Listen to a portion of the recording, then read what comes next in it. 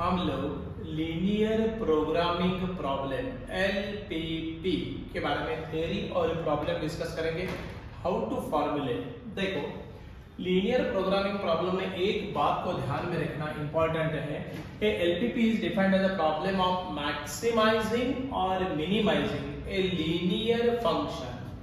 Maximising और minimising a linear function subject to linear constraints. Correct, इतना ही ध्यान में रखना। और कंस्ट्रेंट में भी इक्वेशंस और इक्वेशंस। अब देखो, terms related to LPP important है। Decision variables. Correct, decision variable तो क्या होता है, ये चार टर्म अपने को प्रॉब्लम में आइडेंटिफाई करने पड़ेंगे। डिसीजन वेरिएबल बोले तो variable involves in the LPP, nothing but a linear programming problem. क्या वेरिएबल इन्वॉल्व हो रहे हैं उसको बोलेंगे डिसीजन वेरिएबल।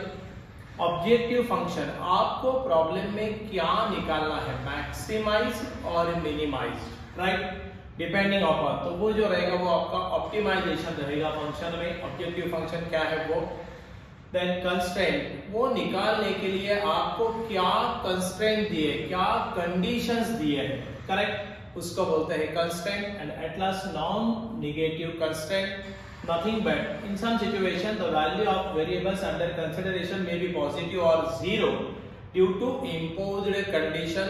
generally हम लोग यहाँ पे नॉन नेगेटिव कंस्टेंट लेते हैं, x is greater than or equal to 0 and y is greater than or equal to 0। Correct, ये थोड़ा बहुत मालूम रहे तो बढ़िया। अब देखो यहाँ पे हम लोग थोड़ा सा और एक थ्योरेटिकल पार्ट देखेंगे और फिर प्रॉब्लम को कैसे फॉर्मुलेट करते हैं वो देखेंगे। प्रॉब्लम लेके बहुत बार पेपर में ऐसा आता है, फॉर्मुलेट द गिवन प्रॉब्लम, बस दैट्स ऑल।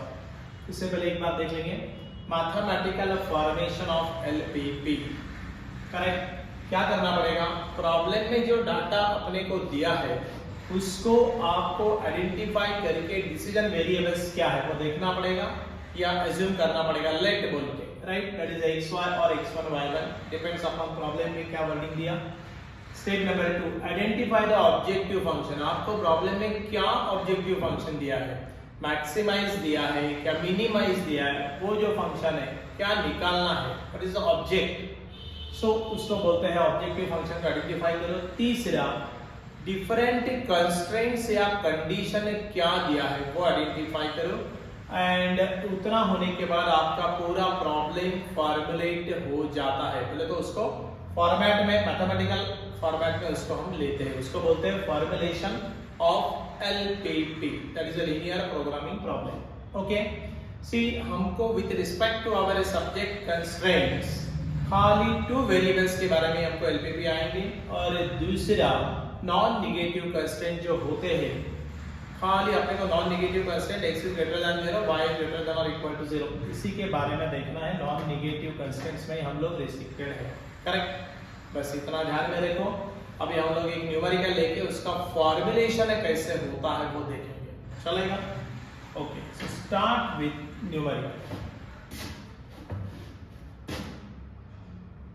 हाँ, अब देखो ये जो न्यूमेरिकल आपको दिया है ना, इसको क्या बोल रहा है वो कि फॉर्मुलेट करो। क्या करो, फॉर्मुलेट करो। अब देखो इसको फॉर्मुलेट, पहले प्रॉब्लम पढ़ लेते हैं हम लोग। प्रॉब्लम क्या है, A toy manufacturing produces bicycle and tricycle, बराबर है, each of which must be processed through 2 machines A and B. Machine A has a maximum 120 hours available. A machine को अपने पास कितने आवर्स अवेलेबल है, 120, एंड मशीन भी maximum कितने time available है, 180, मतलब उतनी ही देर अपने पास मशीन अवेलेबल रहती है। Manufacturing a bicycle requires 4 hours on a machine A and 10 hours on a machine B। Correct, मतलब बाइसिकल अपने को मैन्युफैक्चर करने के लिए 4 घंटे मशीन ए पे काम करना पड़ता है, 10 घंटे मशीन बी पे। वैसे manufacturing of tricycle requires 6 hours on a machine A and that to 3 hours on a machine B। ये डाटा अपने को वेरिएबल्स के लिए काम में आएगा। If profit are 65 rupees for a bicycle and ₹45 for tricycle, बराबर है। तो उसने पूछा है फॉर्मुलेट LPP। खाली फॉर्मुलेशन करने का प्रॉब्लम को सॉल्व करने की जरूरत नहीं है, खाली फॉर्मुलेट करना है। To have a maximum profit बोले तो ऑब्जेक्टिव फंक्शन क्या हो गया, मैक्सिमाइज द प्रॉफिट। ये अपना ऑब्जेक्टिव फंक्शन हो गया। रिस्ट्रिक्शन क्या हो गया, मशीन ए का 120 घंटा अवेलेबल है और मशीन बी का 180 घंटा ही अपने पास अवेलेबल है। अब देखो ये प्रॉब्लम को अपने को फॉर्मुलेट करने के लिए क्या करना पड़ेगा। अब पहले आपने को यहाँ पे देखो ध्यान में रखना, कभी भी z लेकर यूज होता है ऑब्जेक्टिव फंक्शन को। So let z is the maximum profit, let z is the maximum profit. z लेकर हमेशा हम लोग यूज करते हैं which can be made by manufacturing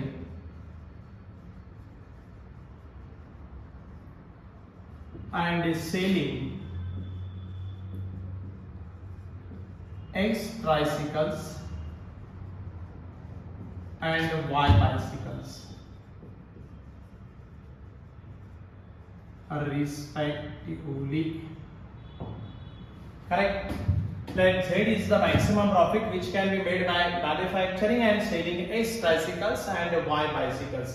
ये हमने पहले लिख देना कि हमारे नोटेशंस टाइप के लिए यूज हो रहे हैं। अब डेफिनेटली हम मैन्युफैक्चरिंग बाइसिकल एंड ट्राइसिकल करने वाले हैं, तो हमारे रिस्ट्रिक्शन क्या होंगे, x is greater than or equal to 0 as well as y is greater than or equal to 0. Agreed or not? Correct? अब देखो अपने को टोटल प्रॉफिट, आपको टोटल प्रॉफिट कैसे मिलेगा, that is nothing but z equal, क्या करना पड़ेगा देखो 65 for bicycle and ₹45 for tricycle. Tricycle को अपने क्या बोला है x, so nothing but z equal to 45x, क्योंकि मैंने ट्राइसिकल को बोला है x एंड 65 फॉर बाइसिकल, हमने बाइसिकल को बोला है y, so nothing but 65y। ये अपना क्या हो गया, ऑब्जेक्टिव फंक्शन हो गया 45x plus 65y, where x and y are what, selling x tricycles and y bicycle। पहले मैंने ट्राइसिकल लिया, आप उल्टा भी कर सकते हैं, ऐसा कुछ नहीं है। सर आपने x को ट्राइसिकल बोला, हम बाइसिकल बोलेंगे तो चलेगा क्या भाई, 100% चलेगा, उसमें दिक्कत नहीं। बट वैसे वो उसको कोऑर्डिनेट, उसका पैरामीटर ले लो, डिसीजन वेरिएबल उसको वो ले लेना, बस बाकी कुछ भी नहीं है। करेक्ट? अब हम एक टेबल बनाएंगे और टेबल बना के हम लोग क्या करेंगे, इट इज गिवन दैट, अब ये जो उसने दिया है ना अपने को डाटा टेक्स्ट में, उसको टेबल फॉर्म में आपको ऐसा लेना पड़ेगा। यहाँ पे देखो मशीन, पेपर में ऐसा टेबल बना देना पहले, यहाँ पे हम लिखेंगे मशीन, उसके बाद ट्राइसिकल्स, उसके बाद बाइसिकल और उसके बाद अवेलेबिलिटी।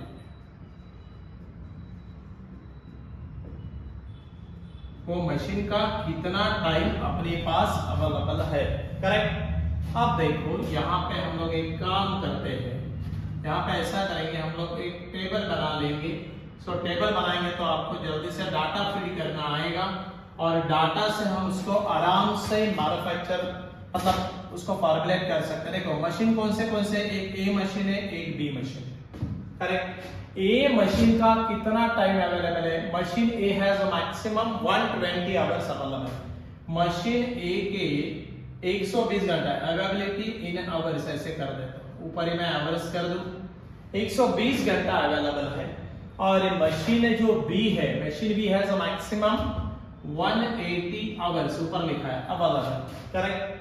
अब देखो प्रॉब्लम में जो अपने को डाटा दिया है यहां तक तो ठीक हो गया। Machine A has a maximum 120 hours available and machine B has a maximum 180 hours available. Okay, manufacturing bicycles require, bicycle की बात कर रहा है पहले, कितना 4 hours on machine A. Machine A के ऊपर 4 घंटे काम करना पड़ता है और फिर 10 hours on machine B. Correct? मतलब बाइसिकल बनाने के लिए 4 घंटे मशीन ए पे काम होता है, 10 घंटे मशीन बी पे काम होता है, तो आपकी बाइसिकल बन जाएगी। बराबर? वैसे ही ट्राइसिकल के लिए मैन्युफैक्चरिंग या tricycle require 6 hour on machine A, 6 घंटा मशीन ए के लिए इन आवर्स ऐसे कर दूं मैंने यहाँ पे, सो यूनिट ऊपर ही लिख दिया, बार बार आवर्स लिखने की जरूरत नहीं। 6 hours on machine A, correct, 6 hours on machine A, 3 hours on machine B, बराबर है।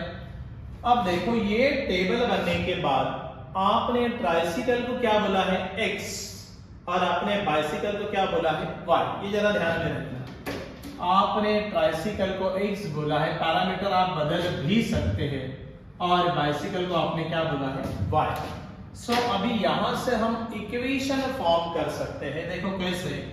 थोड़ा सा मैं अभी ऊपर का मिटाऊं। ई profits are ₹65 for a bicycle, तो ये हमने यहाँ पे लिखा है z equal to 45x, 45 profit है, और 65 किसका प्रॉफिट है, अपने बाइसिकल का प्रॉफिट है। अब देखो थोड़ा सा मैं ऊपर की जगह मिटा के थोड़ा सा जगह क्रिएट करूं। सो आपको ये टेबल कैसे लिखा समझ में आया, करेक्ट। पढ़ के पहले हमने टेबल बनवाया और ये टेबल से हम उसको फॉर्मुलेट कर सकते हैं। कैसे, देखो मैं थोड़ा ये मिटाता हूं तो आपको समझ में आएगा कि ये कैसे हो गया। फॉर्मुलेशन ही पूछा है तो खाली सॉल्व करने की जरूरत नहीं है, खाली फॉर्मुलेट कर दो, दैट्स ऑल। ओके, अब देखो यहाँ पे थोड़ी जगह क्रिएट कर ली। अब यहाँ से इक्वेशन क्या लिख सकते हैं, देखो ट्राइसिकल को हमने बोला x, तो 6x। नाउ आपकी कंस्ट्रेंट्स क्या है, देखो now constraints are,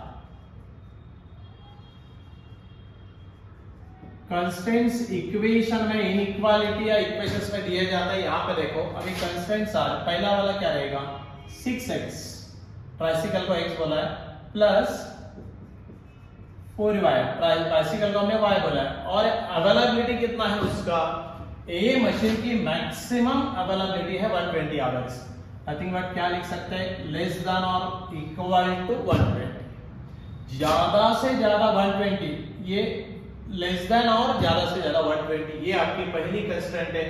machine B की कंस्ट्रेंट क्या है 3x, ट्राइसिकल को अपन ने x बोला ना, 3x plus 10y less then, कितना अवेलेबल है मशीन बी, दैट इज 180। आपको यहां तक का समझ में आया क्या, कैसे लिखा, these are our constraints, correct. और अभी हमारा फॉर्मुलेशन हो गया, खाली आपको एक बार दोबारा लिख के दिखाता हूं कि ये कंस्ट्रेंट्स है, ये अपना ऑब्जेक्टिव फंक्शन है, and this is a non negative constraints, correct. So इसको एक बार समराइज कर लिया तो अपना काम खत्म हो जाएगा, correct. And therefore the required formulation is, अब थोड़ा सा मैं नीचे मिटा दूं, ये चलेगा। एंड देयरफॉर फाइनली पेपर में ऐसा लिख दो, समरी लिखना है, nothing but therefore the required formulation and therefore required formulation of LPP linear programming problem is, क्या है देखो, क्या लिखने का, मैक्सिमम प्रॉफिट चाहिए आपको, है ना। सो मैक्सिमम प्रॉफिट चाहिए, that is nothing but z equal to 45x plus 65y, correct. Subject to constraints क्या है, अभी हमने यहाँ पे कंस्ट्रेंट्स को लिखा है, बराबर है ना। Subject to constraints, subject to constraints, और आपको मालूम है नॉन नेगेटिव कंस्ट्रेंट तो है ही, x is greater than 0, y is greater than और इक्वल टू 0, एंड पहली वाली condition 6x plus 4y less than और इक्वल टू 120, और सेकंड वाला 3x plus 10y less than और इक्वल टू 180। बस यही इसका, यहाँ पे ये प्रॉब्लम खत्म हो जाता है, यही इसका फुल एंड फाइनल आंसर है। खाली फॉर्मुलेट ही करे बोल रहा है, सॉल्व करने को बोला नहीं। सॉल्व करने का तो कैसे करने का ये तो हम बताने वाले ही है, करेक्ट। सो यहाँ पे ऑब्जेक्टिव फंक्शन क्या था उसको हमने लिखा, मैक्सिमम प्रॉफिट चाहिए, कंस्टेंट क्या था वो लिखे, बस। मतलब आपको इस टाइप की प्रॉब्लम में क्या होता, टेक्स्ट में आपको प्रॉब्लम दिया जाता है, वर्डिंग में प्रॉब्लम दिया जाता है, वर्ड प्रॉब्लम जैसा, और उसको आपको फॉर्मुलेशन करके इक्वेशंस में लिखना पड़ेगा। दैट्स बस इतना ही आपको करना है। सो आपको पहले मैं समराइज करूं, आपको प्रॉब्लम में जो वर्ड प्रॉब्लम दिया उसमें डिसीजन वेरिएबल क्या है ये देख ले। तो यहाँ पे हमने लिखा वो x एंड y are the decision variables, correct. तो उससे हमने इक्वेशन बनवाए और कंस्ट्रेंट्स के लिए क्या दिया है वो देख लेना, और नॉन नेगेटिव कंस्ट्रेंट्स क्या है, और ऑब्जेक्टिव फंक्शन मैक्सिमाइज और मिनिमाइज दोनों में से एक। जैसे यहाँ पे प्रॉफिट था, दूसरे प्रॉब्लम में कुछ और रहेगा, तो चलेगा। बस इतना करें तो आपको आराम से मार्क मिलेंगे for formulation type of problem.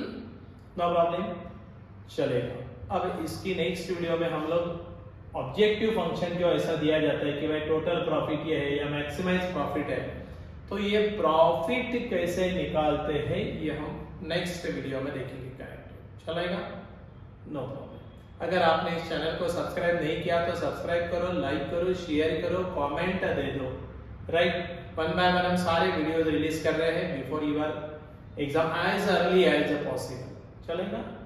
Okay, thank you.